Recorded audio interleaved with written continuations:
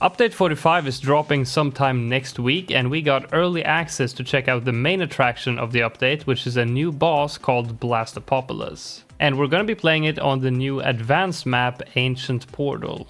So I haven't tried this map whatsoever, so I don't even know where I can place towers. Let me just check that to begin with. Okay, pretty much everywhere. So the balloons come in right here, circle into the portal, come out here and exit the map to the right, and clicking this guy, I assume switches this one to the other side. Yeah. It's a really cool looking map, and Ninja Kiwi said something about there being some hidden secrets on this map, and I can already sort of tell which way they're going with it. I'm not gonna try and find whatever the secret is, because I kind of want to leave that to you guys, but take note of this. There's some papers hidden here. There's one, there's another one, and there's two right here, and they all have symbols on them, and there's symbols along the track.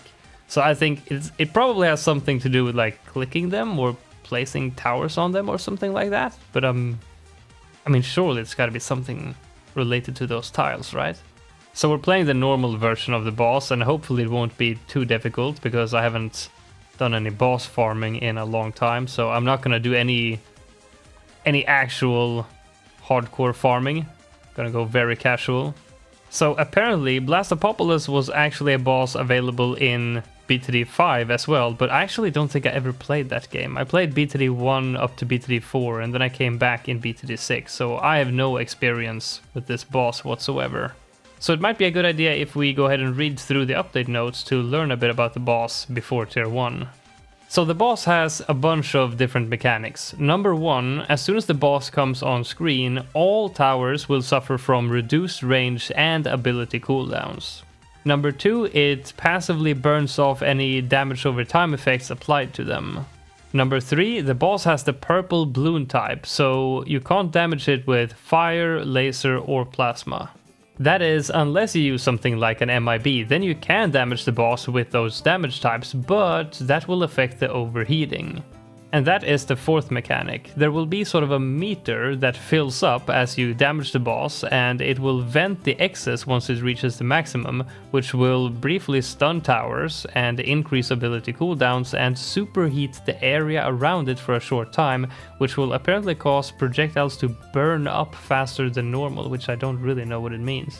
Apparently most projectiles will cause this heat meter to go up, but anything weak to purple, so fire, laser and plasma, even though you have an MIB, that will cause the heat meter to go up even faster. But even if you have a bunch of ice towers, you might not be able to avoid the meter filling up completely at some point, because when you trigger skulls, it will fill up a portion of that heat, and it will also spew out a number of fireballs and pyroclastic rocks. The fireballs will land on your towers and debuff them even more, and on top of that you can't sell them. And the pyroclastic rocks will land around the boss and will sort of form a barrier, which will be sort of a line of sight blocker, so your other towers might have trouble hitting the boss. So I think that's all the mechanics, so I guess I just continue farming until tier 1, and then we'll figure out kind of what towers would be best to use. So here's what I'm thinking. Tax. The reason I'm thinking tax is because the boss will reduce ability cooldown rate, which we're not gonna have any use for anyway, and range, which is not really anything important for the attack anyway. And it also attacks using regular projectiles, so it won't increase the heat any more than usual. And tax will also benefit a lot from embrittlement, which is an ice attack which will reduce the heat up meter. So that's gonna be a perfect combo for this boss, yeah? And if we go with tax, that means we're gonna have like a bunch of overdrives. And if we have more than one, that's good, because the boss will sort of throw the magma attacks, the fireballs, which will debuff the towers. But you know, if we have more of them, then we still have a lot of towers attacking instead of focusing all of our damage on one tower, which would be debuffed. I mean, am I wrong here, or is tax like the perfect tower against this boss? Wait, let's do this. Bam. Bam. And then let's sell some stuff. Place down some tax. How come we can fit one here and one here, but not one right here? Isn't it supposed to get like tighter and tighter as it goes in? This seems like a pretty good setup to me. We just wait. Oh yeah, this one decamo, so we don't have to worry about camo either. So as long as the rocks that spawn, that sort of block the line of sight, don't like spawn literally on top of the tower. I don't know if it can actually do that or not, but as long as it doesn't do that, I think this ought to like shred tier 1, right? Okay, let's take a look. Oh, wait. Oh my god. It's coming from down there? Okay, so give me a second to adjust my setup a bit. Okay, let's see how this does. Alright, so this is the meter right here. It looks full already. Oh yeah, we're shredding this boss. Good. But question is, wait, are we even attacking these? Okay, so Skull is out. Is this one debuffed? I can't really see if it actually debuffed anything. But you can see the rocks here landing, which is causing... So these are line of sight blockers right here. And oh my god, yeah, the ability cooldowns are super slow right now. Thankfully this one can still have a line of sight here. Oh, wait. I'm leaking. What do I do here? Oh no, that's fire. I can't play. Oh my god, I'm panicking.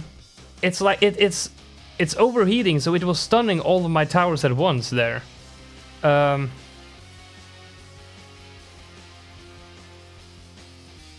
Okay, we're doing all right, but I'm not sure.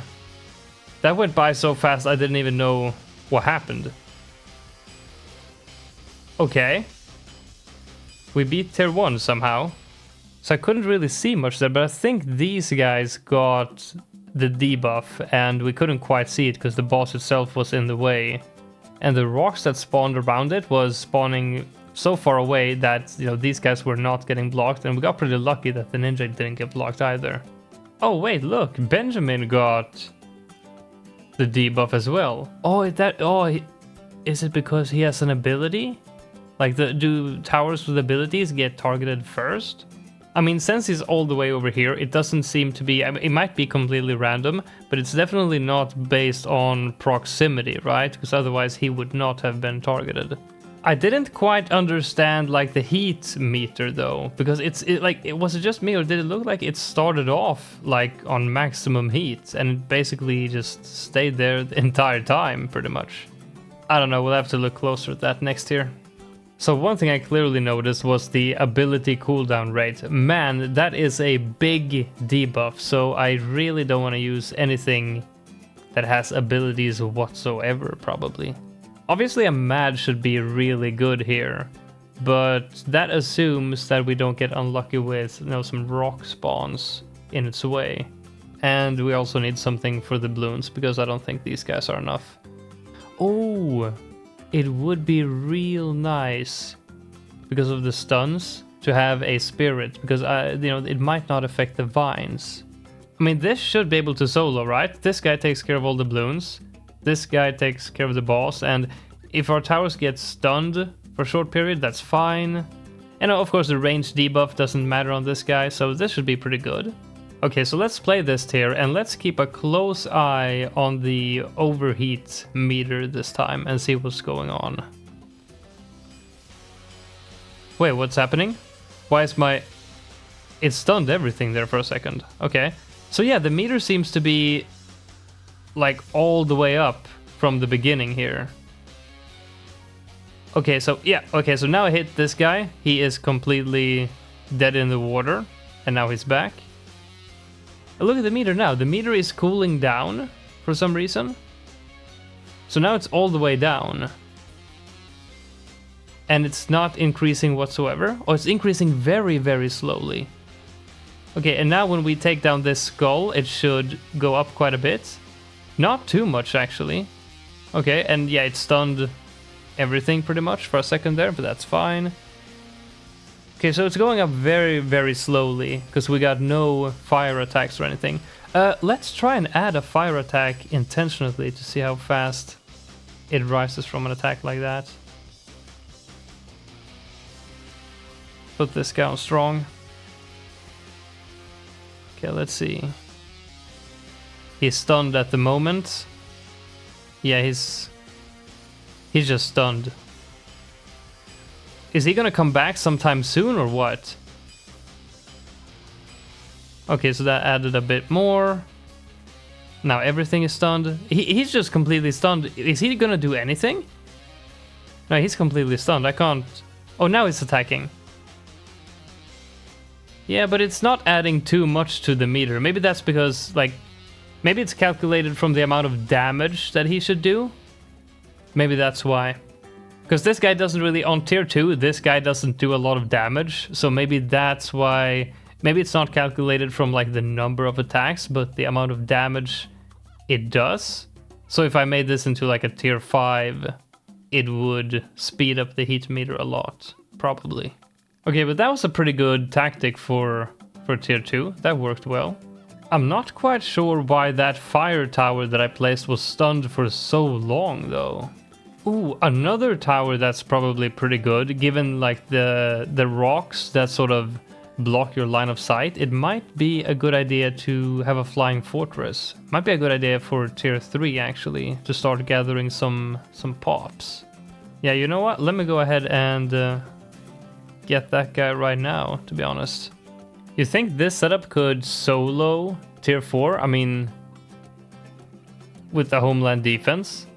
The only concern is the stuns, because I'm not entirely sure how they work yet, like how random they are and how long they are, so that's the only real concern. But let's just give it a go like this and risk it. We do have homeland defense, so that should make a pretty big difference. Oh wait, it puts all of your abilities on cooldown instantly, so you can't just have abilities prepped. Okay. Huh. Yeah, this is doing some decent damage. And look, why is the meter going down? I don't understand. I'm not using any ice attacks. Why is the meter going... I don't understand it. Okay, so now... So it started at max. Now it's at the bottom. Each skull adds a... Oh, that's a pretty big chunk, actually. Do we want to get something more? Let's just get a mad also. Oh, there's a lot of rocks here blocking the line of sight, actually. Let's just place it here. Let's try and add this one. Set it to strong and see if that will actually cool it down a bit. It does. I can see it counteracting it a decent bunch, actually. Oh, now it's gonna stun everything though. Yeah, there we go. Stunned everything except for the ice. Comes back pretty quick though. Comes back pretty quick. Wait! It looked like... Oh, you see the projectiles? That's what they mean by it's like burning the projectiles. You see, the lifespan of all the projectiles are super short because of the burn effect from the boss. I thought the plane was like hitting the rocks somehow, but it shouldn't do that. But that's what it is. It's actually burning the projectiles midair. Okay, but tier 3 was still not too much of an issue. Is this gonna have time to go through the portal now? No, just barely not. Okay. I think I'm gonna sell everything in preparation for tier 4, because I don't think we need to farm that much more, and I'll prefer to have like a clean looking kill. So we can see what's going on more clearly with all the rocks and everything. I kind of want to get just a boomerang paragon and not get the ace paragon just yet. Kind of want to see how the boomerang paragon does alone. Or wait, can we even handle it with the one tower? Because it's gonna get stunned, right? How much is like a degree 20 something? Like something like that? I'm not gonna bother putting up a calculator. 37, okay.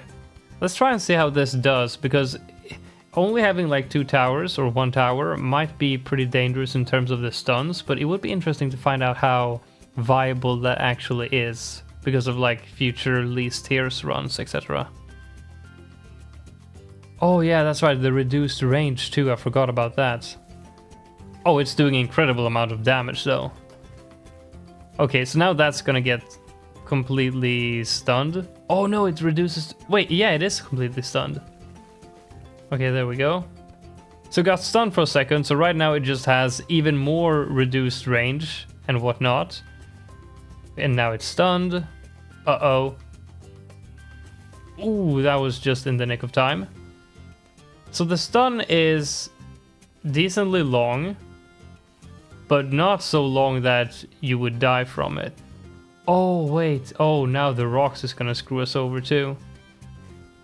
But we do have... I mean, the rotating glaives should still do the damage that we need.